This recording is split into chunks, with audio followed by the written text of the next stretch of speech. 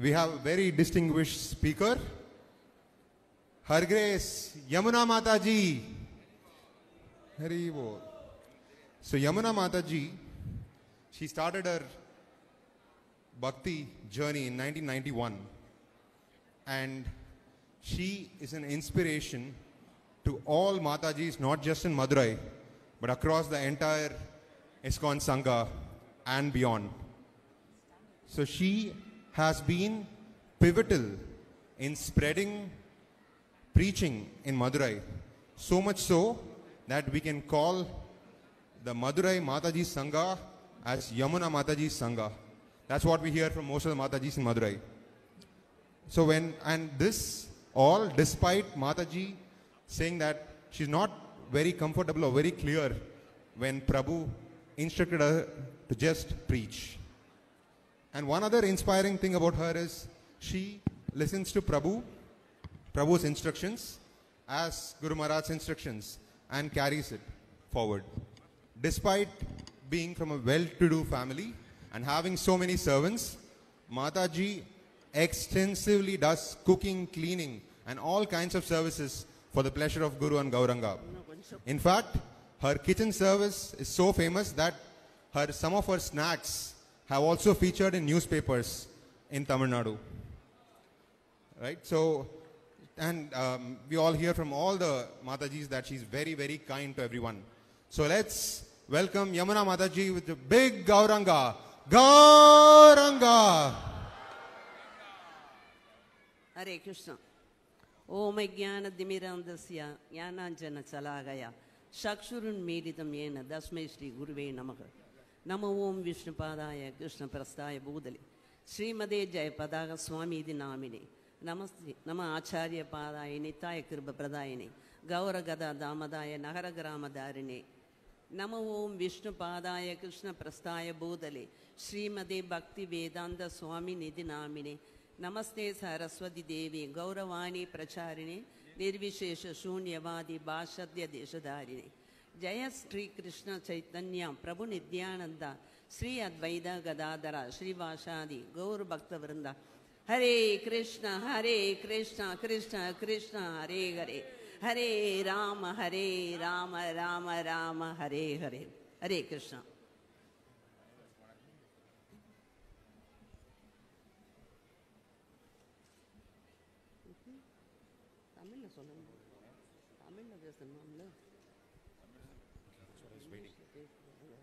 Hare Krishna. So we missed out Mataji's introduction in Tamil. So Her Grace Yamuna Vasani Mataji, our Bhakti Payanatha 1991 ஆண்டு தொடங்கினார். அவர் அனைத்து மாதாஜிகள் மதுரையில் மட்டுமல்ல, தமிழ்நாட்டில் மட்டுமல்ல, இஸ்கானில் மட்டுமல்ல, அதை தாண்டியும் ஒரு உதாரணமாக திகழ்கிறார். அவர் பிரபுவின் கட்டளைகளை அனைத்து கட்டளைகளையும் சிறமேற்கொண்டு செய்து வருகிறார். அவர் ஒரு செல்வந்தரின் குடும்பத்திலிருந்து வந்திருந்தாலும், பல வேலையாட்கள் இருந்தாலும், அவர் சமையல், வீட்டை சுத்தமாக வைத்துக் கொள்வதல் என்று பல சேவைகளை குரு கிருஷ்ணருக்காக செய்து வருகிறார். அவர் அது சமையல் மிகவும் பிரபலமானது. பத்திரிகையிலும் அவரது சமையல் பற்றி பல கருத்துக்கள் வந்துள்ளன. அவர் எல்லோருக்கும், எல்லா மாதாஜிக்கும் அவர் ஒரு மென்டர், ஒரு முன்னோடியாக திகழ்ந்துள்ளார். மதுரையின் அனைத்து மாதாஜிகளின் சங்கம் யமுனா மாதாஜி சங்கம் என்றே அழைக்கலாம். அந்த அளவு அவர் மதுரையில் பிரச்சாரம் பரவியதற்கு ஒரு மூல காரணமாக திகழ்கிறார்.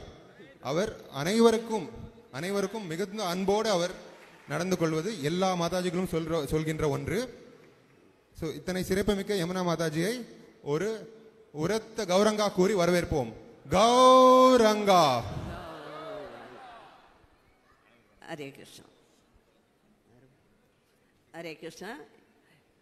உண்மையிலே இன்று வருகை தந்திருக்கும் குரு மகாராஜ் இந்த நேரத்தில் இல்லவென்றாலும் அவர் நம்ம ஊருக்கு வந்திருக்கிறார்.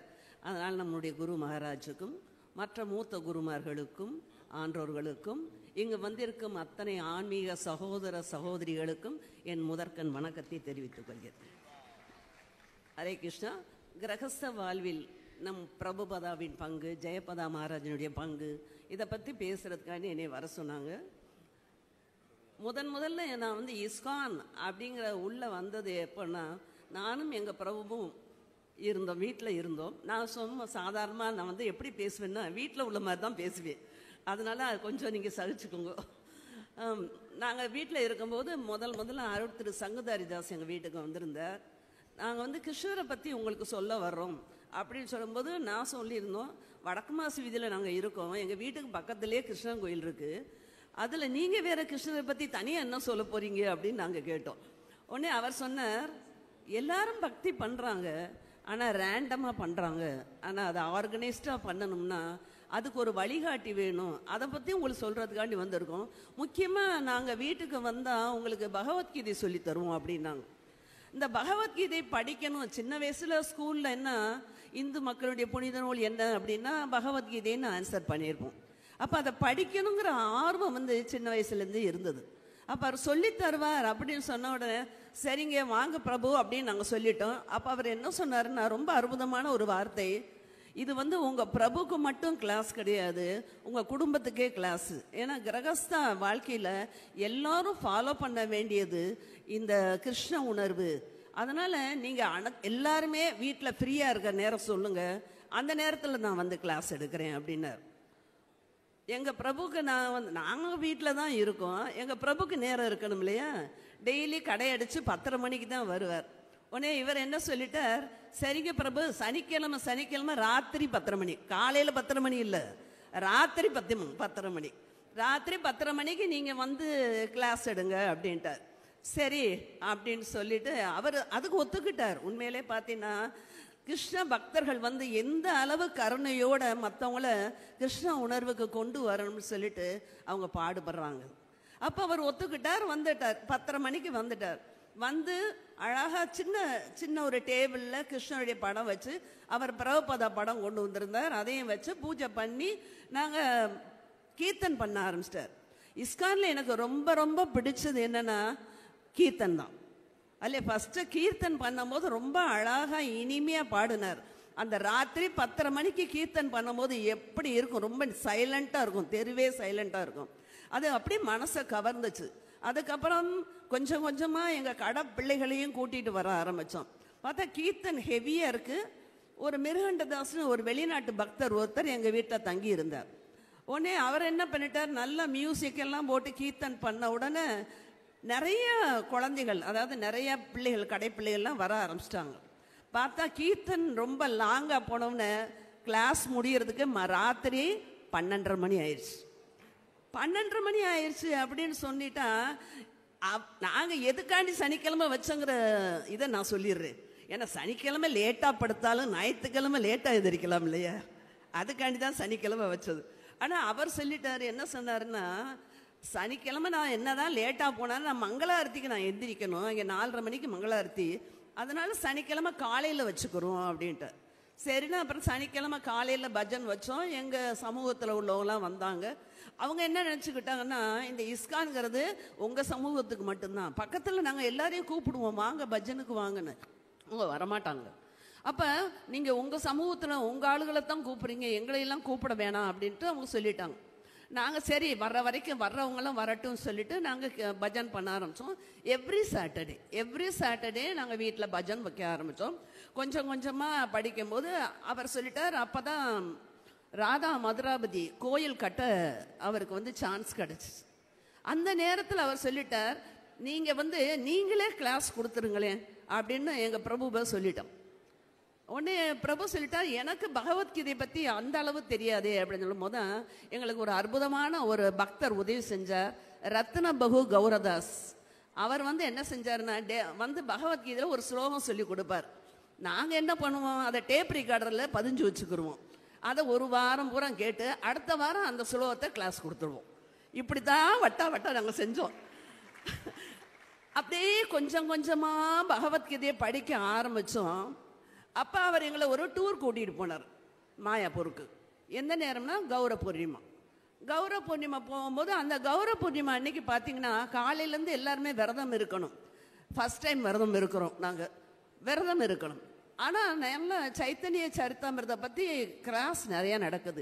Hindi class, Russian class, Bengali class, English class எல்லாமே நடக்குது.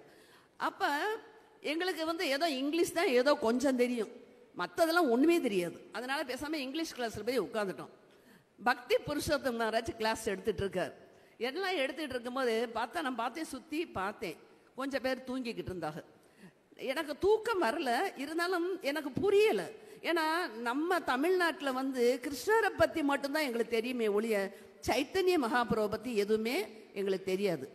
அதனால் அப்படியே எல்லாருமே கொஞ்சம் உட்கார்ந்துருந்தோம். அப்போ அவர் என்ன ஒரு வார்த்தை சொன்னார்னா, சரி எல்லாரும் தூங்கிட்டீங்களா, தூங்கி முடித்தோன்னே இப்போ உங்களை எழுப்புறதுக்காண்டி ஒருத்தர் வர்றார் அப்படின்னார்.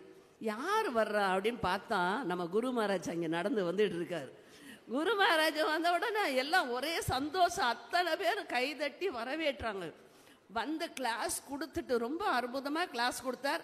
ஆனால் உண்மையை சொல்லப்போனால் எங்களுக்கு அந்த அளவு புரியலை, அது நான் ஒத்துக்கிறேன், அந்த அளவு புரியலை.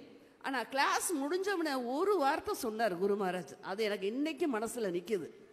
நீங்கள் எல்லாரும் எனக்கு தேங்க்ஸ் சொல்லணும்னு நினைக்கிறீங்களா அப்படின்னு கேட்டார். ஆமான்னு. நெக்ஸ்ட் டைம் வரும்போது ஒரு 5 பேரை கூட்டிட்டு வாங்க அப்படின்னாரு. 5 பேரா இருந்தது இன்னைக்கு 5000 பேரா இன்னைக்கு வந்திருக்குன்னா அது எல்லாம் எங்க குரு மகாராஜோடைய ஆசீர்வாதம் தான். இன்னைக்கு எல்லாரும் வந்திருக்காங்க. அதோட நம்ம வந்து குரு மகாராஜை பார்த்ததுலேருந்து ஒரு இன்ஸ்பிரேஷன்ஸ், சரி இந்த மாதிரி ஒரு குரு நமக்கு கிடைச்சிருக்கார் அப்படின்னு சொல்லிட்டு இன்னும் நல்லா பக்தி பண்ணணும், ஏதோ இன்னும் கொஞ்சம் நல்லா நிறைய பேரை இன்வைட் பண்ணி கிளாஸ் கொடுத்துட்டு இருக்கோம். அப்போ எங்கள் வீட்டில் தங்கக்கூடிய எங்களுக்கு பாக்கியம், குரு மகாராஜ் எங்கள் வீட்டில் வந்து தங்கி இருக்கார். பெரிய வீடு, பெரிய கூட்டு குடும்பம் எங்கள் வீடு. அப்போ வந்து தங்குறார். தங்கும் போது பிரபுவை பார்த்து என்ன சொல்கிறேன்னா, அதுக்குள்ளே இவங்க 16 மாலைக்கு வந்துட்டாங்க. நான் அப்போ 8 மாலை தான் பண்ணிக்கிட்டு இருந்தேன்.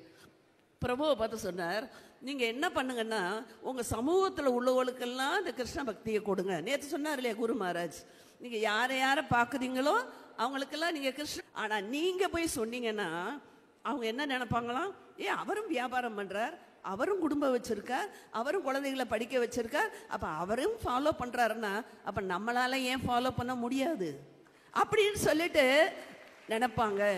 அதனால நீங்கள் போய் சொன்னால் இது நல்லா ரீச் ஆகும் அப்படின்னார். அப்போ பிரச்சாரம் அப்படிங்கிறதுக்கு ஆரம்பத்திலே விதை போட்டவர் யாருன்னா நம்ம குரு மகாராஜ். ஹரே கிருஷ்ணா. நீங்கள் என்ன 2 பேர் தான் வந்திருக்கீங்க, இந்த விஷயத்தை போய் எல்லாருக்கும் போய் சொல்ல வேண்டியதானே அப்படின்னாங்க. அப்போ தான் நான் சொன்னேன், எனக்கு இங்கிலீஷ் அவ்வளோவா பேச தெரியாது, நான் எப்படி பிரச்சாரம் பண்ணுறதுன்னு. உங்களை யாருங்க இங்கிலீஷில் பேச சொன்னது? தமிழில் பேசுங்க, உங்கள் நாடு தமிழ்நாடு தானே, நீங்கள் தமிழில் பேசி எல்லார் வீடு வீடாக போய் சொல்லி எல்லாரையும் வரவழைங்க அப்படின்னாங்க. அப்போ உண்மையிலே பாத யாத்திரை ரொம்ப அற்புதமான ஒரு நிகழ்ச்சி. ஆனால் அந்த சொன்னதுலேருந்து எப்படா மதுரைக்கு போவோம், 10 பேருக்கு போய் சொல்லுவோங்கிற இன்ஸ்பிரேஷன் அந்த இடத்துல எங்களுக்கு வந்தது. உடனே ஊருக்கு வந்த உடனே சில பக்தர்கள் எங்கள் வீட்டுக்கு வந்து கிளாஸ் எடுப்பீங்களா, ஏன்னா எல்லாருக்கும் என்ன பிரச்சனைனா ஆரம்ப காலத்தில் ஆண்கள் வந்துட்டாங்க, ஆண்கள் கொஞ்சம் கொஞ்சமாக வந்துட்டாங்க. ஆனால் வீட்டில் பெண்கள் பயங்கரமான எதிர்ப்பு, எங்கே இவங்கெல்லாம் சன்னியாசியாக போயிடுவாங்களோ அப்படின்னு சொல்லிட்டு எல்லார் வீட்லேயும் பயமுறுத்தி வச்சுட்டாங்க. கோயில்னு உங்கள் வீட்டுக்காரர் போகிறாரு, சன்னியாசியாக போயிடுவாரு, இப்போ குடும்பத்தை யார் கவனிக்கிறது அப்படின்னாங்க. ஆனால் உண்மையிலே வந்து பார்த்தீங்கன்னா எப்படி வாழணும், வாழ்க்கை எப்படி வாழணும் சொல்லி கொடுக்குறது தான் இஸ்கானே ஒழிய வாழ்க்கையை விட்டுட்டு போகணும் அப்படிங்கிறது கிடையாது. ஏன்னா கிரகஸ்தா லைஃப்பில் இது ரொம்ப பெரிய பயம் இல்லையா? ஏன்னா வீட்டில் இருக்கணும், எல்லாருமே இருக்கணும், சேர்ந்து இருக்கணும். அது எங்கள் குடும்பம் நான் சொல்லிட்டேன், கூட்டு குடும்பம் சொல்லிட்டேன். 3 அண்ணன் தம்பிங்க, ஒரு தங்கை, அதுக்கப்புறம் குழந்தைகள், பெரிய குடும்பம். அப்போ அத்தனை குடும்பத்தையும் நம்ம இருக்கணும், ஆனால் எல்லாரும் ரொம்ப ஹாப்பியாக இருக்கணும். அப்போ எப்படி இதுக்கு என்ன வழிமுறை அப்படின்னு சொன்னால் குரு மகாராஜ் சொன்னார், நீங்கள் பிரச்சாரம் பண்ணுங்க, ஆனால் பிரச்சாரம் பண்ணுறதுக்கு முன்னாடி நீங்கள் நாலேஜ் எடுத்துக்கோங்க, கொஞ்சம் நாலேஜ் எடுத்துக்கோங்க. அந்த நாலேஜுங்கிறது எதில் கிடைக்குதுன்னா பகவத்கீதை பாகவதத்தில் இருக்கு. அப்போ பகவத்கீதையை நாங்கள் படிக்க ஆரம்பித்தோம். படிக்க ஆரம்போது 13வது அத்தியாயத்தில் 8லிருந்து 12 ஸ்லோகம் இருக்குது. அது இல்லத்தை இனிமையாக வைக்க என்ன வழி. நான் முதல்ல என்ன செய்வேன்னா சும்மா ரீட் பண்ணிக்கிட்டே போனேன், பகவத்கீதையை ரீட் பண்ணிக்கிட்டே போனேன். அப்போ அந்த பாயிண்ட் வந்தவுடனே வீடை பற்றி சொல்லிட்டாங்க அப்படி அப்படின்னு சொல்லிட்டு அந்த பக்கத்தை எடுத்து வச்சுட்டு உட்காந்துட்டேன். அதில் மொத்தம் 4 பாயிண்ட் தான் நமக்கு சொல்லி கொடுத்தாங்க. இல்லம் இனிமையாக இருக்கணும்னா என்ன வழி? பிரபுபாதா ரொம்ப அற்புதமாக எழுதியிருக்கார். வீட்டில் எல்லாரும் சேர்ந்து ஹரே கிருஷ்ண மகாமந்திரம் ஜபியுங்கள், ஃபர்ஸ்ட் பாயிண்ட். 2வது பாயிண்ட், வீட்டில் நீங்கள் சமைக்கிற உணவை பகவானுக்கு நெய்வேத்தியம் செய்து அதை பிரசாதமாக எடுத்துக்கொள்ளுங்க, 2வது பாயிண்ட். 3வது, பகவத்கீதை ஸ்ரீமத் பாகவதம் படிக்க ஆரம்பிங்க, இன்றிலிருந்து படிக்க ஆரம்பிங்க. 4வது பாயிண்ட், விக்கிரக வழிபாடு, அதாவது பகவானை என்ன செய்யலாம், வழிபாடு நீங்கள் பண்ணுங்க. அப்போ இந்த 4 கட்டளைகள் நீங்கள் பண்ணினீங்கன்னா இந்த இல்லம், ஆக்சுவலாக நிறைய பேருடைய இல்லம் எப்போவுமே குருட்சேத்திரமாக தான் இருக்குது. ஆனால் எப்போ அந்த இல்லத்தை விருந்தாவனமாக மாற்றுறது, இந்த 4 பாயிண்ட்டை நீங்கள் படிச்சிங்கனாலே போதும், அது ஆட்டோமேட்டிக்காக விருந்தாவனமாக மாறிடும். அப்போ நம்ம வீட்டில் என்ன செய்யலாம்னா, வீட்டில் எல்லாருக்கும் உட்காந்து ஹரே கிருஷ்ண மகாமந்திரம் சொன்னோம். நான் சொன்னேன் இல்லையா, வீடுகளில் கிளாஸுக்கு போகணும். ஆனால் உண்மையிலே நான் வீடுகளுக்கு கிளாஸுக்கு போனேன்னா அதுக்கு எங்களுடைய குரு, அதாவது என்னுடைய குரு என்னுடைய கணவர் தான் முக்கியமான காரணம். ஏன்னா வீட்டில் இதுக்கெல்லாம் பயங்கரமான எதிர்ப்பு, சவால், பயங்கரமான சவால். மாமியாரெல்லாம் வீட்டில் இருக்காங்க. ஏன்னா நீ பாட்டுக்கு வீட்டை போட்டுட்டு நீ பாட்டுக்கு போகிற, இதெல்லாம் போய் சொல்ல போகிறீங்களே, அவங்கெல்லாம் சொன்னால் இதெல்லாம் கேட்பாங்களான்னு தெரியலை. இவங்க சொல்லியிருக்காங்க, நான் போகிறேன், அவ்வளோதான், வேறு பாயிண்டே இல்லை. உடனே சரின்னு கூட்டிகிட்டு போயாச்சு. போனால் அங்கே என்ன கேட்குறாங்க, ஏன் நாங்களாம் என்ன பக்தி பண்ணலையா, நீங்கள் தான் புதுசாக பக்தியை பற்றி சொல்ல வந்திருக்கீங்களா, அதில் என்ன கிருஷ்ணரை மட்டும் கும்பிடுறது, நான் சிவனை கும்பிடுவேன், நான் முருகனை கும்பிடுவேன், இந்த மாதிரி பலவிதமான எதிர்ப்புகள். அப்போ தான் பகவத்கீதையில் சொல்லியிருக்கு பாருங்க, அகம் சர்வசிய பிரபு மத்தக சர்வம் பிரவர்த்ததே, எல்லாவற்றினுடைய மூலமும் நானே அப்படின்னு பகவானே சொல்லியிருக்க. நம்ம அதை ஃபாலோ பண்ணுறதுல என்ன தப்பு இருக்குது? நம்ம எல்லாரும் கிருஷ்ணனை கும்பிடுவோம். கிருஷ்ண நாமம் ஹரே கிருஷ்ண மந்திரத்தில் ரொம்ப ஈஸியான 3 வார்த்தைகள், ஹரே கிருஷ்ணா ராமா, 3 வார்த்தைகள் தானே. இதை சொல்லுங்களேன், இதை சொல்கிறதுல உங்களுக்கு என்ன கஷ்டம், அதை நீங்கள் சொல்லலாம்ல அப்படின்னு சொல்லிட்டு கிளாஸ் கொடுக்கறது. உண்மையிலே பார்த்தீங்கன்னா யங்கர்ஸ், வயசானவங்களை விட யங்கர்ஸ் ரொம்ப அட்ராக்ட் ஆனாங்க. ஏன்னா அவங்களுக்கு ஆன்மீகம்னா பலவிதமான சந்தேகங்கள் இருக்குது. அப்போ இந்த கிளாஸை பற்றி அவங்க கேட்க அவங்களுடைய சந்தேகங்கள்லாம் கொஞ்சம் தெளிவுபட ஆரம்பிச்சிருச்சு. நாங்கள் என்ன பண்ணோம்னா, ஒரு தடவை எனக்கு ஒரு அற்புதமான ஒரு அனுபவம் கிடச்சிச்சு. ஒரு காலேஜ் ஸ்டூடெண்ட் என்னோட கிளாஸுக்கு வந்திருந்தா.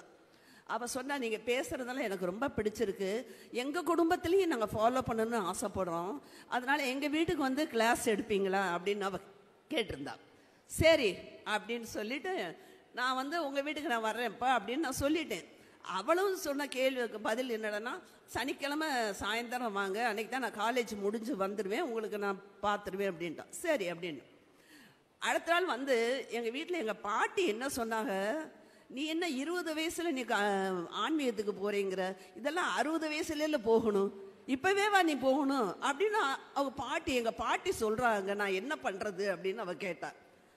ஆமாம்மா, உங்கள் பாட்டி சொன்னால் அது 100க்கு 100 உண்மையாக தான் இருக்கும், நாளையிலேருந்து நீ கிளாஸுக்கு வராத, உங்கள் பாட்டியை அனுப்பு அப்படின்ட்டு. நான் அடுத்த நாள் உங்கள் பாட்டி வரல. நான் கேட்டேன், ஏம்மா உன் பாட்டியெல்லாம் வர சொன்னேன், நீ ஏம்மா வந்த அப்படின்னு. இல்லை போடி, நான் சும்மா ஒரு விளையாட்டுக்கு சொன்னால் நீ என்னையே கூப்பிடுறியா, என்னால் முடியாது அப்படின்ட்டான். ஏன்னா இப்போ பகவானுக்கு படைக்கணும்னா ஃப்ரெஷ்ஷான மலர் படைக்கிறோம், ஃப்ரெஷ்ஷான ட்ரெஸ் கொடுக்குறோம், ஃப்ரெஷ்ஷான பிரசாதம் கொடுக்குறோம். அப்போ நம்மளை மட்டும் ஏன் ஓல்டாக கொடுக்கணும்? நினச்சி பாருங்க, நம்மளே ஃப்ரெஷ்ஷாக தானே கொடுக்கணும். அப்போ நம்ம அவர் என்ன சொல்கிறார், பிரகலாத் மகாராஜா 5 வயசில் வாங்க அப்படின்னு இருக்கார் ஆன்மீகத்தை. நம்ம அட்லீஸ்ட்டு 20 வயசில் வர்றது ஒன்றும் தப்பு இல்லையே. உண்மையிலே எங்களுக்கெல்லாம் ரொம்ப லேட்டாக கிடச்சி. என்ன கிடச்சுன்னா, எங்களுக்கு ஒரு 45 வயசு இருக்கும்போது கிடச்சிருக்கு, இல்லை 50 வயசு இருக்கும்போது கிடைக்குது. ஆனால் நிறைய படிக்கணும் அப்படிங்கிற ஆசை இருக்குது. ஆனால் எங்களால் அது அந்த அளவுக்கு ஞாபகத்தில் வச்சுக்கிற அளவுக்கு கெப்பாசிட்டி கொஞ்சம் கொஞ்சமாக எங்களுக்கு குறைஞ்சிட்டு. குரு மகாராஜ் தனி பிறவி, அவருக்கு எல்லாமே ஞாபகத்தில் இருக்குது. நாங்கள்லாம் அப்படி இல்லையே, இல்லையா? சாதாரண குடும்பத்தில் உள்ளவங்க, பலவிதமான பிரச்சனைகள் எல்லாம் இருக்குது, அதை போட்டு தலையில் போட்டு இது பண்ணிகிட்டு இருப்போம். இதெல்லாம் படிக்கிறதுக்கு எங்களுக்கு அந்த அளவு ஞாபகம் இல்லை. அவளுக்கு நிறைய சந்தேகங்கள் இருக்குது, நம்மளை சுற்றி உள்ளவங்கள்ட்ட நிறைய சந்தேகங்கள் இருக்குது. அப்போ இந்த கிரகஸ்த ஆசிரமத்தில் போய் ஒவ்வொரு வீடுகளையும் போய் நீங்கள் பக்தி பண்ணுங்கன்னு சொல்லிட்டு என்னுடைய வெற்றிக்கு கடைசியில் எல்லாரும் ஹரே கிருஷ்ண மகாமந்திரம் ஜபிங்க அப்படின்னு நான் சொல்லுவேன். உண்மையிலே எல்லாருமே சொல்லுவாங்க. ஆனால் அந்த இன்னைக்கோ நாளைக்கோன்னு சொல்கிற வயசான டிக்கெட் இருக்கு பார்த்தீங்களா, வாயவே திறக்க மாட்டாங்க. ஒரு வார்த்தை கிருஷ்ணான்னு சொல்லுங்க, ராமான்னு சொல்லுங்கன்னா ரொம்ப கஷ்டம். ஏன்னா அடிக்கிற சொல்லுவாங்க, முத்தன மூங்கில் வளையாது. அதனால அவங்களுக்கு சொல்லி பிரயோஜனம் இல்லை. சரி ப்ரே பண்ணிக்கிறோம் அப்படின்னு நாங்கள் விட்டுருவோம். இதுக்கு ஒரு ஆனால் முதல்ல நான் கிளாஸுக்கு போனோன்னு ஒரு கதை சொல்லுவேன். எல்லாட்டையும் ஒரே ஒரு கதை சொல்லுவேன், ஒரு ராஜா கதை சொல்லுவேன். என்னன்னா, அந்த ராஜா எப்படின்னா, ஒரு நாட்டில் ராஜாவை எப்படி தேர்ந்தெடுப்பாங்கன்னா, ரோட்டில் யார் போனாலும் ஒரு யானை கையில் மாலை கொடுத்துருவாங்க. அந்த மாலை யார் கழுத்தில் போடுதோ அவங்க தான் ராஜா. உடனே அந்த ராஜாவை கொண்டாந்து அந்த அரண்மனையில் கொண்டாந்து வச்சுருவாங்க. அப்போ அந்த மந்திரி ஒவ்வொரு தடவையும் ராஜாட்ட வந்து பேசுகிறாரு. அதே மாதிரி ஒரு பிச்சைக்காரரு என்ன பண்ணுறாருன்னா ராஜா வயரம்.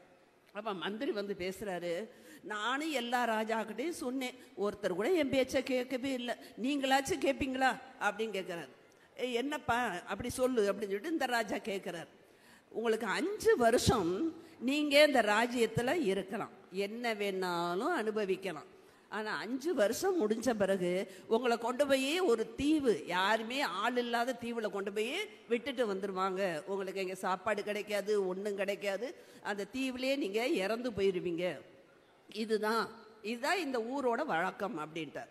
அப்போ நான் என்ன பண்ணுறது அப்படின்னு ராஜா கேட்பார்.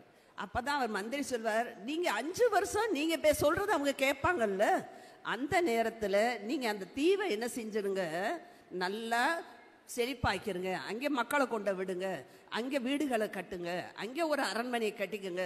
இவங்க 5ஆவது வருஷம் உங்களை கொண்டு அங்கே விட்டுட்டா நீங்கள் அந்த ஊருக்கு நீங்கள் ராஜாவாயிருங்க, அவ்வளோதானே, இதில் என்ன கஷ்டம் இருக்கு அப்படின்னு மந்திரி சொல்லிடுறார். ஓ, இது நல்ல ஐடியாவாக இருக்குன்னு இந்த ராஜா கரெக்டாக பண்ணிடுவார். இது வந்து ராஜா கதை கிடையாது, இது நம்ம கதை. என்னன்னா, நம்மளும் வயசான பிறகு நம்ம வந்து சொத்து சேர்த்து வைக்கிறோம், எல்லாத்தையும் படிப்பு சேர்த்து வைக்கிறோம், புகழ் சேர்த்து வைக்கிறோம், எல்லாம் சேர்த்து வைக்கிறோம். ஆனால் நம்ம போகும்போது காதருந்த ஊசியும் வாராது கடைவெளிக்கு. அப்போ ஆனால் பக்தி வந்து நித்தியமானது, ஆன்மீகம் நித்தியமானது. வேணும் பகவானே என்ன சொல்லியிருக்கார், பிராப்பிய புண்ணிய கிருதாம் லோகா நுசித்வா சாஸ்வதி சமா சுசினாம் ஸ்ரீமதாம் கேகே யோக பிரஷ்டோ அபிஜாயத்தே. இல்லையா, நீங்கள் எந்த அளவு பக்தி பண்ணுறீங்களோ அடுத்த பிறவியில் உங்களுக்கு ஒரு செல்வந்தர் குடும்பத்திலேயோ இல்லை ஒரு பிராமணர் குடும்பத்திலேயோ பிறக்கக்கூடிய வாய்ப்பை நான் தருகிறேன் அப்படின்னு சொல்லியிருக்கார். அப்போ நம்ம இந்த பிறவியில் நம்ம சேர்த்து வைக்கிற பக்தி நமக்கு அடுத்த பிறவியிலும் உதவுது. பகவானும் பகவத்கீதையில் என்ன சொல்லியிருக்கார், நேகா விக்ரம நாசோஸ்தி பிரத்யவாயோ ந வித்யதே சொல்பம் அபியஸ்ய தர்மஸ்ய திராயதே மகதோ பயாத். நீங்க கொஞ்சம் பக்தி பண்ணாலும் உங்களை மிகப்பெரிய பயத்திலிருந்து உங்களை காக்கிறேன் அப்படின்னு இருக்கார். அதைத்தான் நான் கிளாஸ்ல சொல்றது. நீங்க பக்தி பண்ணீங்கன்னா உங்களுக்கு என்னைக்குமே அது உதவும். ஏன்னா நம்ம ஒரு குருவை சரணடையணும். பக்தி பண்ணுறதுனா சும்மா பக்தி பண்ணு. ஏன்னா இப்போலாம் நம்ம கோயிலில் போனால் மாவிளக்கு வைக்கிறது, பொங்க வைக்கிறது, காவடி எடுக்கிறது, இதை பக்தி நினச்சிட்டு இருக்கோம். ஆனால் அது பக்தி கிடையாது. பக்தினா என்ன, பகவானை பற்றி தெரிஞ்சுக்கணும், பகவான் என்ன சொல்லியிருக்காரோ அதை நம்ம வாழ்க்கையில் ஃபாலோ பண்ணணும். அதுலேயே நம்ம இருக்கிறது என்னென்னா கிரகஸ்த ஆசிரமம். கிரகஸ்த ஆசிரமத்தில் மொத்தம் 4 ஆசிரமம் இருக்கு, பிரம்மச்சாரியம், கிரகஸ்தம், வானப்பிரஸ்தம், சந்நியாசம். அப்போ மற்ற 3 ஆசிரமங்களையும் பிறப்பித்து போஷித்து பராமரித்து முக்கிய பங்கு வகிக்கிறதே நம்ம கிரகஸ்த ஆசிரமம் தான், இல்லையா? 4 ஆசிரமத்தில் கிரகஸ்த ஆசிரமத்தில் உள்ளவங்க தான் அந்த 3 பேருக்குமே போஷாக்கு கொடுக்குறவங்க. அப்போ அந்த கிரகஸ்த ஆசிரமத்தை நம்ம எப்படி வாழ்க்கையில் நடத்தணும்? நம்ம நினச்சிட்டு இருக்கோம் நம்மெல்லாம் கிரகஸ்தா தானே அப்படின்னு நினச்சிட்டு இருக்கோம் பக்திக்கு வர்றதுக்கு முன்னாடி. ஆனால் இங்கே வந்த பிறகுதான் தெரியுது நம்மெல்லாம் கிரகஸ்தா இல்லை, கிரகமேதி, இல்லையா? ஏன்னா எங்களுடைய சுய புலனுக்காக நம்ம வாழ்ந்துக்கிட்டு இருந்தோம்னா அதுக்கு பேர் சாஸ்திரத்தில் என்ன சொல்லியிருக்கு, கிரகமேதி. அப்போ கிரகஸ்தானா என்ன மீனிங்? கிரக ஸ்தித ஆசிரமம். என்னன்னா பகவானிடம் குடும்பத்தோடு அடைக்கலம் ஆகிறது இருக்கு இல்லையா, அதான் உண்மையான கிரகஸ்த ஆசிரமம். அப்ப பகவானோட அடைக்கலம் ஆகணும் அப்படின்னா என்ன செய்யணும், ஏது செய்யணும் தெரியாதே. அதுக்கு தான் ஒரு குரு, நம்முடைய குரு ஜெயபதா மகாராஜ், அவருடைய வழி தோன்றல்கள், அது நிறைய பக்தர்கள் எல்லாருமே என்ன சொல்லி கொடுக்குறாங்க, அந்த வழிமுறையை நமக்கு சொல்லி கொடுக்குறாங்க. உண்மையிலே இஸ்கான்ங்கிறது என்னன்னா international society of Krishna consciousness. அப்ப அந்த உணர்வை எப்படி கொண்டு வர்றது? ஒரு நாள்ல அந்த உணர்வு மாறுமா? யாருக்காச்சும் முடியாது. அப்ப அந்த உணர்வை படிப்படியா ஸ்டெப் பை ஸ்டெப்பா நம்ம கொண்டு வரணும்னா எந்த அளவு கொண்டு வரணுங்கிறது முதல் 4 பாயிண்ட் சொன்னேன். ஆனா இதே கேள்விய யுதிஷ்டர் கேட்கிறார், நாரதர்கிட்ட கேட்கிறார், என்னன்னா ஒரு கிரகஸ்தருடைய கடமை என்ன அப்படின்னு கேட்கிறார். அவருக்கு உடனே நாரதர் பதிலளிக்கிறார், 5 பாயிண்ட் சொல்றார். ஃபர்ஸ்ட் பாயிண்ட் என்ன சொல்றாருன்னா பரமபுருஷ பகவானை வழிபடுதல் அப்படின்ட்டார். முதல் பாயிண்ட். யார் பரமபுருஷ பகவான்? பகவத்கீதை சொல்லுங்க, பரபிரம்ம பரம்தாம பவித்திரம் பரமம் பவான். யாரை பத்தி பேசுறாங்க? கிருஷ்ணர். அப்ப கிருஷ்ணர் தான் பரமபுருஷ பகவான். அப்ப மற்றவங்களாம் யாரு? ஏன்னா எல்லாருக்கும் கேள்விகளுக்கு பதில் நாங்க சொல்லணும் இல்லையா? அவங்கெல்லாம் பகவானுடைய அந்த பெரிய நிர்வாக பொறுப்புல வரக்கூடிய அதிகாரிகள். 33 கோடி தேவர்களுமே அதிகாரிகள். அப்ப அந்த அதிகாரிகள் யாரு, தெய்வம் யாருன்னு முதல்ல நம்ம தெரிஞ்சுக்கணும். அப்ப பகவானே வழிபடணும். இது நம்ம ஊர்ல ஒரு வழக்கம் இருக்கு. என்ன வழக்கம்னா, நீ காளியை கும்பிடுறியோ, நீ முருகனை கும்பிடுறியோ, நீ சிவனை கும்பிடுறியோ, ஆனா உன்னை தூக்கிட்டு போகும்போது என்ன சொல்லி தூக்கிட்டு போவாங்க? கோவிந்தா கோவிந்தான்னு சொல்லுவாங்க. ஏன் நீ கும்பிடுற தெய்வத்தை சொல்லிட்டு கூட்டிட்டு போக வேண்டியதானே? ஏன் கோவிந்தா சொல்றாங்க? ஏன்னா எல்லாரும் போக வேண்டிய இடம் அதானே, பகவான்கிட்ட தான் நம்ம எல்லாருமே போகணும். ஏன்னா நம்ம எல்லாரும் வந்தது அவர்கிட்ட தானே வந்திருக்கோம், திருப்பி நம்ம எல்லாரும் அவர்கிட்ட தானே போகணும். அதனால புரிஞ்சுக்குங்க. அதாவது வெளியில உள்ளவர்கிட்ட எப்படி பேசணும்னா, நீங்க புத்தகத்துல உள்ளதை பேசணும்னா ஒன்றும் நடக்காது. இங்க அவங்ககிட்ட எல்லாம் இந்த மாதிரி பேசினா சரி, ஓ அப்படியா அப்படின்னு அவங்க உடனே கேட்பாங்க. அப்ப கொஞ்சம் கொஞ்சமா அவங்கள கொண்டு வரணும். பரமபுருஷ பகவானே வழிபடுதல். அப்ப கிருஷ்ணர் யாரு, கிருஷ்ணருடைய பெருமைகள் என்ன, இதெல்லாம் பகவத்கீதையில சொல்லப்பட்டிருக்கு. அப்ப பாகவதம்னா என்னன்னு கேட்கிறாங்க. பகவான்கிட்ட பக்தர்களை பத்தி சொல்லப்படுறது பாகவதம். அப்ப ரெண்டையுமே நம்ம படிக்கணும். எப்படி ஒரு ட்ரெயின் 2 தண்டவாளத்துல ஓடுமோ அதே போல நம்மளும் படிக்கும்போது எப்படி படிக்கணும்? பகவத்கீதை, பாகவதம் ரெண்டையும் நம்ம இணையோட படிச்சோம்னா நம்மளால இந்த ஆன்மீகத்தை எளிதில் புரிந்து கொள்ள முடியும். இது ஃபர்ஸ்ட் பாயிண்ட். 2வது பாயிண்ட் என்னன்னா, வைஷ்ணவர்களையும் சாதுக்களையும் வீட்டுக்கு வரவேற்று உபசரிக்கணும். 2வது பாயிண்ட். உண்மையிலே நாங்கள் கிருஷ்ண பக்திக்கு வந்ததுக்கு முக்கியமான காரணமே எங்கள் வீட்டுக்கு வந்த நிறைய பக்தர்கள் தான். அவங்கனால தான் நாங்கள் இந்த அளவுக்கு வந்திருக்கோம். அதுலேயும் முதல்ல பாத யாத்திரை அந்த வடக்கு மாசி வீதியில் நாங்கள் குடியிருந்த போது வந்திருந்தது. பாத யாத்திரையும் போது அந்த பாத யாத்திரையில் அந்த ராதா கிருஷ்ணனுடைய அந்த உருவம், அதில் பிரபுபாதாவுடைய சிலையை பார்த்து நிறைய பேர் நிஜமானவரே உட்கார்ந்துருக்காரு அந்த வண்டியில். எல்லாரும் கொண்டாந்து காசு கொடுத்தா, ஐயா வாங்கிக்கோங்க அவர்கிட்ட போய். அவர் என்ன பண்ணுவாரு, ஆனால் அப்படியே தத்ரூம பிரபுபாதாவுடைய உருவம். அப்ப எல்லாருமே அந்த காலையில் விடிய காலம் 4:30 மணிக்கு தெருவில் மங்களாரத்தி எல்லாம் நல்லா ஹரே கிருஷ்ணா மகாமந்திரம் சொல்லி அத்தனை பேரும் ஆடுவாங்க.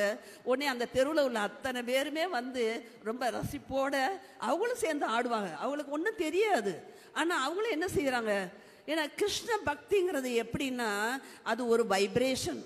அந்த வைப்ரேஷன் யாருக்கு வேணாலும் தொற்றிக்கலாம் இல்லையா? அப்ப அவங்களும் ஆட ஆரம்பிச்சாங்க. இப்படி கொஞ்சம் கொஞ்சமா நம்ம என்ன செய்யணும், வைஷ்ணவர்களுக்கு சேவா. ஏன்னா வைஷ்ணவ சேவாங்கிறது ரொம்ப ரொம்ப இம்பார்ட்டன்ட். அதுலயும் கிரகஸ்தர்களுக்கு ரொம்ப ரொம்ப இம்பார்ட்டன்ட். ஏன்னா பிரபுபாதா நிறைய தடவை எழுதியிருக்காரு. அவர் சின்ன வயசுல நிறைய வைஷ்ணவர்களை அவங்க அப்பா வீட்டுக்கு கூட்டிட்டு அவங்களுக்கு நல்ல உணவளித்து அப்புறம் பிரபுபாதாவை கூட்டிட்டு ஆசீர்வாதம் வாங்க வைப்பாராம். அப்படி ஆசீர்வாதம் வாங்கினதுனால தான் இன்னைக்கு நான் இந்த நிலைமையில இருக்கேன் அப்படின்னு பிரபுபாதா சொல்லியிருக்காரு. அப்ப நம்ம என்ன செய்யணும், சிறு வயதிலிருந்தே நம்முடைய குடும்பத்தினரையும் நம்முடைய குழந்தைகளையும் வைஷ்ணவர்களிடம் இந்த ஆசீர்வாதம் வாங்கிறதுக்கு பயிற்றுவிக்க வேண்டும். அதுக்கு நம்ம என்ன செய்யணும்? வைஷ்ணவர்களையும் சாதுக்களையும் உபசரிக்கணும். 2வது பாயிண்ட். 3வது பாயிண்ட் என்னன்னா, முன்னோர்களுக்கு பிரசாதம் கொடுக்கணும். ஏன்னா நம்ம இந்த நிலைமைக்கு வர்றதுக்கு, இந்த உடல் நமக்கு கிடைச்சதுக்கு, இந்த புத்திசாலித்தம் ஜீன்ஸ் சொல்லுவாங்களே, அந்த ஜீன் மூலிமா நமக்கு வருதுன்னு. அப்போ அவங்களுக்கு பிரசாதம் கொடுக்கணும். இது சாஸ்திரத்தில் சொல்லியிருக்கு. 4வது பொதுமக்களுக்கும் மற்ற உயிரினங்களுக்கும் பிரசாதம் விநியோகம் பண்ணணும். ஏன்னா எல்லா ஜீவன்களையும் பகவான் ஒரு இடத்துல சொல்லியிருக்கார், சம சர்வேசு பூதேசு அப்படின்னு இருக்கார். எல்லா உயிரினங்களையும் சமமாக நேசிக்கணும். 5வது பாயிண்ட் என்னன்னா, முக்கியமான பாயிண்ட், நம்மளே பிரசாதம் கட்டாயம் சாப்பிடணும். ஏன்னா எல்லாருக்கும் கொடுக்கறது ஈஸி, ஆனால் நம்ம சாப்பிடணும்னு சொல்லும்போது சில பேர் சொல்கிறாங்க, அப்போ நான் வெளியூருக்குலாம் போகிறேனே, வெளியூருக்குலாம் போகும்போது நான் பிரசாதம் எனக்கு கிடைக்காதே, அப்போ நான் என்ன பண்ணுறது அப்படின்னு கேள்வி. ஆனால் மனம் வைத்தால் மார்க்கம் உண்டு. இது எங்களுக்கு எந்த அனுபவம் அப்படின்னா, நாங்கள் ஒரு தடவை 5 வருஷத்துக்கு முன்னாடி நினைக்கிறேன், ஒரு 21 பேர் சேர்ந்து ஒரு டூர் போயிருந்தோம் அமெரிக்காவுக்கு. அமெரிக்காவில் என்ன செய்யறதுன்னா, பிரபுபாதாவோட தோற்றுவித்த கோயிலெலாம் போய் பார்ப்போம் அப்படின்னு சொல்லிட்டு எல்லாரையும் கூட்டிகிட்டு, எங்கள் பிரபு, எங்கள் பையன், எங்கள் சம்மந்தி எல்லாரையும் கூட்டிகிட்டு நாங்கள் போயிருந்தோம். கிராண்ட் கேனியன் ஒரு இடம். ஆனால் என்னென்னா, கோயிலில் பிரசாதம் செஞ்சு கையில் கொண்டு போகிறோம். கிராண்ட் கேனியன் ஒரு இடம், மிகப்பெரிய பள்ளத்தாக்கு. அங்கே எல்லாம் போனோம்னா அது இருக்கிறதுலே ரொம்ப ஹைட்டான இடம், பயங்கரமான வெயில். அப்போ அங்கே போய் லெமன் சாதமும் தயிர் சாதமும் சாப்பிட்ட ஒரே டிக்கெட் நாங்கள் தான். எல்லாரும் இன்னும் ரொம்ப வாடை அடிக்குது, ரொம்ப ஸ்மெல் நல்லா இருக்கு, எங்கேருந்து கொண்டு வந்திருக்கீங்க? நாங்கள் பிரசாதம் கொண்டு வந்திருக்கோம் அப்படின்னு. உங்களுக்கு என்ன சாப்பிடுங்கன்னு. அவங்க வெறும் பண்ணையும் பர்கரையும் உட்காந்து சாப்பிட்டுக்கிட்டு இருக்காங்க. நமக்கு அது முடியுமா? நம்மளால எல்லாம் அதெல்லாம் முடியாது. ஆனால் பகவான் ஏற்பாடு பண்ணுறார். இது நிறைய தடவை இந்த அனுபவங்கள் கிடைச்சிருக்கு. என்ன கிடைச்சிருக்குன்னா, சில சமயம் நாங்கள் மாயாப்பூர்லேருந்து மதுரைக்கு கிளம்பும்போது பிரசாதம் ஆரம்ப காலத்தில் சொல்கிறேன், பிரசாதம் கையில் கிடைக்காது. சரி பரவாயில்ல அட்ஜஸ்ட் பண்ணுவோம்னு சொல்லிட்டு வந்துட்டோம். ஒரு தடவை ஏர்போர்ட்டுக்கு வந்துட்டோம். பார்த்தீங்கன்னா பிள்ளை குட்டி எல்லாருமே கூட்டிகிட்டு போயிருந்தோம். பிரசாதம் கையில் இல்லை. பிள்ளைகள்லாம் அழ ஆரம்பிச்சிடுச்சுங்க. என்ன பண்ணலாம்னு யோசனை பண்ணும்போது ஒரு பெரிய டீமே வந்துச்சு. ஒரு டீமே நாங்கள் பிரசாதம் கொண்டு வந்திருக்கோம், நீங்களும் எங்களோட சாப்பிடுவீங்களா அப்படிங்கிறது. இதெல்லாம் பார்த்தீங்கன்னா, நம்ம எந்த அளவுக்கு அந்த என்ன சொல்றதுன்னு டெடிகேட்டடாக நம்ம இருக்கோமோ அந்த அளவுக்கு கிருஷ்ணர் நமக்கு என்ன செய்யறாரு? வசதி பண்ணி கொடுக்கிறார். இது அவர் பார்க்கறது ஒன்னே ஒண்ணுதான், டெடிகேஷன். ஏன்னா பகவான் என்ன சொல்றாருன்னா, அவர் எதையுமே நம்மள்ட்ட எதிர்பார்க்கல, ஒன்னே ஒண்ணுதான், டெடிகேஷன். ஆனா அந்த டெடிகேஷன் யார் நமக்கு கொடுக்கணும்? குரு. நம்ம குரு ரொம்ப ஸ்ட்ராங்கா அதை வலியுறுத்ததுனால தான் நம்மளால டெடிகேஷனா நம்மளால இருக்க முடியுது. அப்ப அந்த குரு என்ன பண்ணாருன்னா, நிறைய தடவை மகாராஜ் நம்ம ஊருக்கு வந்திருக்கும் போது அப்புறம் கொஞ்சம் கொஞ்சமா, அதாவது அவருடைய இப்ப வாசிச்சாங்க, ஹரிலீலா பிரபு வாசிச்சாங்க, அவருடைய ஆணைகள், அவருடைய கட்டளைகள் அப்படின்னு வாசிக்கும் போது அவர் சொல்லுவார், பிரபு உடனே அவர் தலைமையில ஏற்று அவர் என்ன சொல்றாரோ அதை உடனே செஞ்சிருவார். ஆனா இவர் வீட்டுக்கு மூத்தவர், அதனால இவர் என்ன சொல்றாரோ அதை நாங்க தலையாட்டிடுவோம். அவ்வளவுதான் வித்தியாசம். எங்களுக்கு வேற பேச்சே கிடையாது. நாங்க மறுப்புலாம் சொன்னதே கிடையாது. சரி அவர் சொல்றதை நாங்க செஞ்சிருது. கணவன் மனைவி 2 பேர் இருக்கும். அந்த 2 பேரும் ஒரு குடும்பத்துல கிரகஸ்தா, அந்த வண்டி கிரகஸ்தா மாட்டு வண்டின்னா அதுல உள்ள 2 மாடுகள், அந்த 2 மாடுகளும் என்ன செய்யணும்னா ஈக்குவலா ஓடணும். அப்ப நம்ம என்ன செய்யணும்னா, ஆண் பெண் இருவருமே கிரகஸ்த ஆசிரமத்துல கிருஷ்ண பக்திக்கு சேர்ந்து வந்தா அதுதான் இருக்கிறதுலே மகா பெரிய அதிர்ஷ்டம், பெரிய அதிர்ஷ்டம். அது எல்லாருக்கும் அந்த பாக்கியம் கிடைக்கிறதுங்கிறது உண்மையில குருவுடைய கருணையினால தான் கிடைக்கும். அப்ப எங்களுக்கு அந்த கொஞ்சம் கொஞ்சமா அந்த கொஞ்சம் கொஞ்சமா வளர்த்துக்கிட்டே வந்தோம். அப்புறம் குழந்தைகளும் என்ன பண்ணிச்சுங்க, ஆரம்பத்திலிருந்தே கொஞ்சம் கொஞ்சமா வளர ஆரம்பிச்சிச்சு. தம்பி சம்சாரம், அவ பார்த்தீங்கன்னா கர்ப்பமா இருந்தா. கர்ப்பமா இருக்கும்போது நான் சொன்னேன், ஏப்பா குழந்தைய கர்ப்பமா இருக்குன்னா என் குழந்தையும் கர்ப்பத்திலேயே நான் நல்ல வெஜிடேரியன் நான் கொண்டு வரேன் அப்படின்னு சொல்லிட்டு அவன் என்ன பண்ணிட்டா, அவன் மாசமானதுல இருந்தே அவன் சாப்பிடவே இல்லை, எதுவுமே சாப்பிடலை. ஏன்னா பிறக்கக்கூடிய குழந்தையாச்சும் நல்ல பியூர் டிவோட்டியா இருக்கணும் அப்படின்னு. ஆனா உண்மையிலே பாத்தீங்கன்னா அந்த ஏற்பாடுகள்லாம் இதெல்லாம் தானாகவே நடந்தது. நிறைய, அதாவது எங்க வீட்டுக்கு வந்த குருமார்களுடைய ஆசீர்வாதம், எங்களுக்கு உதவக்கூடிய பக்தர்கள் எல்லாருமே பாத்தீங்கன்னா எப்படி உங்களால இது சாதிக்க முடிஞ்சுன்னு கேக்குறாங்க. இது நாங்க ஒன்றும் சாதிக்கல, என்னன்னா குரு கிருபை, நம்முடைய குரு கிருபை தான். அவர் என்ன சொன்னார்னா, நீங்க வீடு வீடா போய் இந்த பக்தியை பரப்பும் போது உங்களுடைய நாலேஜ் இம்ப்ரூவ் ஆகும். நம்ம ஊர்ல வந்து சர்வீஸுக்கு வந்து உண்மையில எல்லோருமே ஆசையோடு வருவாங்க, உண்மையா இல்லையா? ஏன்னா பகவானுக்கு சேவை பண்ணணும் அப்படின்னா எல்லாருமே வந்துடுறாங்க. ஆனா நாலேஜ் இல்லைன்னா பிரயோஜனம் கிடையாது.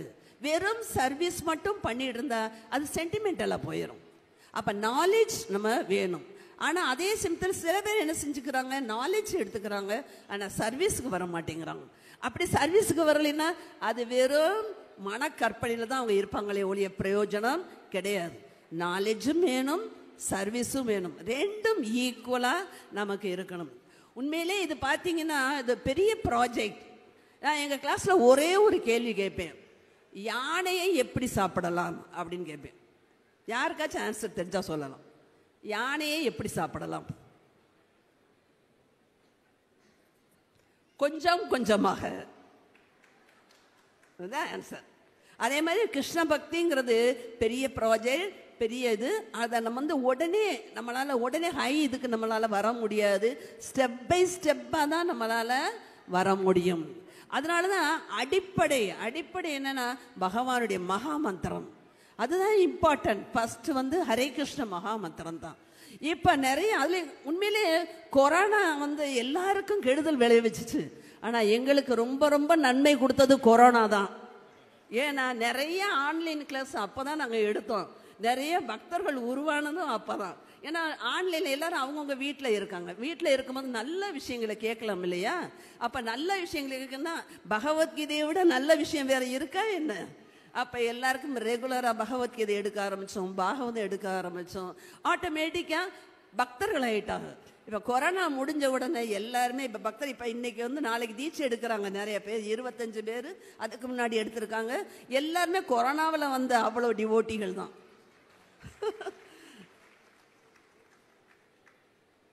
இப்ப பாத்தீங்கன்னா குடும்பம் இப்ப மகாராஜ் வந்து எங்களுக்கு நிறைய அட்வைஸ் பண்ணும்போது பக்தி விருட்சா, அவர் இப்ப கூட சொன்னார், ஹரிலீலா பிரபு சொன்னார், பக்தி விருட்சாங்கிற திட்டத்தை குரு மகாராஜ் தான் அறிமுகப்படுத்தினார். அது உண்மையிலே என்னன்னா நாலேஜ் வித் டிவோஷனல் சர்வீஸ் இல்லையா? சர்வீஸும் எப்படி பண்ணணும், நாலேஜும் எப்படி எடுத்துக்கிறணும். அதை வந்து நம்ம ஒரே நாள்லயே அவங்கள்ட்ட நம்ம திணிக்க முடியாது. அவங்கள்ட்ட நாங்கள் என்ன செஞ்சோம், இப்போ சொன்னேன் இல்லையா, கொஞ்சம் கொஞ்சமா ஸ்டெப் பை ஸ்டெப்பா அதை கொஞ்சம் கொஞ்சமா கொண்டு போய் இன்னைக்கு வந்து நீங்க வந்திருக்கீங்க. இந்த விழா சிறப்பா நடக்கிறதுக்கு அந்த மெம்பர்ஸ் தான் காரணம் இல்லையா? அந்த மெம்பர்ஸோடைய ஒத்துழைப்புல தான் இன்னைக்கு இவ்வளோ பெரிய விஷயத்த எங்களால சாதிக்க முடிஞ்சிச்சு. அத்தனை குடும்பத்துல உள்ளவங்களும் வந்து எல்லாருமே வீடு கணவன் மனைவி இருவருமே வந்து முழுவதுமா சேவை செஞ்சு டெய்லி மகாராஜா பார்க்க வர்றவங்க அவர்கிட்ட ஆசீர்வாதம். மகாராஜும் ரொம்ப ஆனந்தமா எல்லாருக்கும் ஆசீர்வாதம். நாங்க கூட மகாராஜா தொந்தரவு பண்ணா, நீங்க தொந்தரவு பண்ணோன்னே எல்லாரும் வர சொல்லு, எல்லாரையும் வர சொல்லு அப்படின்னு அவரே கூப்பிடுறார். அவரே கூப்பிட்டு எல்லாருக்கும் அவருடைய ஆசீர்வாதத்தை கொடுக்கிறார். உண்மையிலே பார்த்தீங்கன்னா எங்கள் வீட்டில் வேலை பார்க்குறவங்க ஒரு 45 பேர் வேலை பார்க்குறாங்க. அவங்கெல்லாம் ஒன்று மகாராஜ் வந்தோடனே அவங்களும் ஆசீர்வாதம் வாங்க போகிறா. டே நீங்களாம் போறீங்களாடாண்ணா, எங்களுக்கு அவங்ககிட்ட ஆசீர்வாதம் வாங்க, நாங்களும் வாங்கலாமா அப்படின்னு கேட்டா, ஏன் தாராளமாக வாங்கலாம் போங்க அப்படின்னு சொல்லி அனுப்பிச்சி விட்டேன். உடனே அவருக்கும் எல்லாருக்குமே அவர் ஆசீர்வாதம் கொடுக்குறாரு. அவ்வளவு கருணையானவர் நம்ம மகாராஜ். சொல்லுவாங்க வைஷ்ணவர்கள்னா பர துக்க துக்கி அப்படின்னு சொல்லுவாங்க. பர துக்க துகினா என்ன மீனிங்? அடுத்தவங்களுடைய துன்பத்தை பார்த்து துன்பப்படுறவங்க. அப்ப இவங்கெல்லாம் பார்ப்போம் அவரவர் கர்ம வினைகளின் காரணமா அந்த மாதிரி கஷ்டப்பட்டுக்கிட்டு இருக்காங்க. ஏதோ நாங்க முதலாளியாகவும் அவங்கெல்லாம் தொழிலாளியாகவும் இருக்காங்க இப்ப இந்த பிறவியில. அப்புறம் அவங்களுடைய கர்ம வினைகள் ஏதோ கொஞ்சம் சுக்குருதி இந்த பிறவியிலாச்சும் நமக்கு குரு மகாராஜருடைய அந்த ஆசீர்வாதங்கிற சுக்குருதி அவங்களுக்கு கொடுத்தா பிரபுபாதாவை சொல்லுவாங்க, உலகமே வாழ ஒரு வீட்டை கட்டியவர் அப்படின்னு பிரபுபாதாவை சொல்லுவாங்க. ஆனா நம்ம குரு மகாராஜ் அதை வந்து in supporting the whole family, and as Mataji said, they are one of the elders, and I think all of us should offer namaskars to this entire wonderful couple who have inherited all of us as their children. My father says always, my father Mahamani Krishna Das Prabhu used to say that we are never poor. We are the heirs of Lord Shri Krishna, who is the richest. And so in the same way, none of us are poor because we are their children. Hare Krishna, thank you very much. And ellarum Hare Krishna chonnam.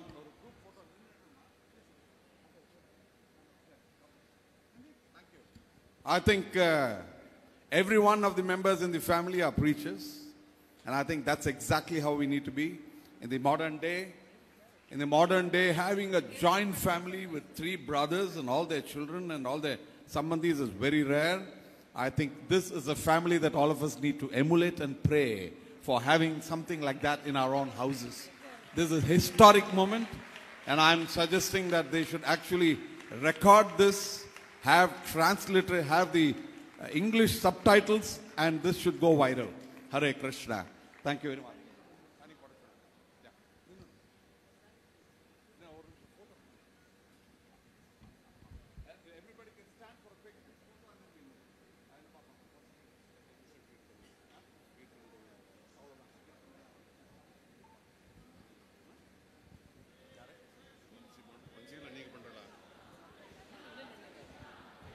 Can I request Tulsi to come here?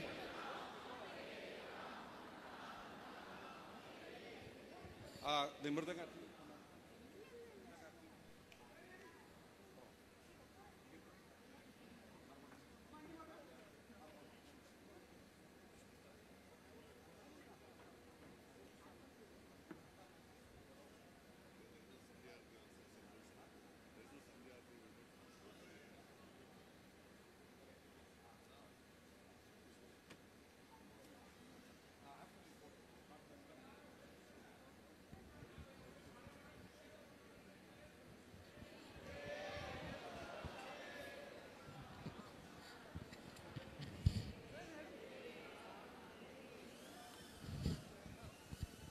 Okay, Hare Krishna.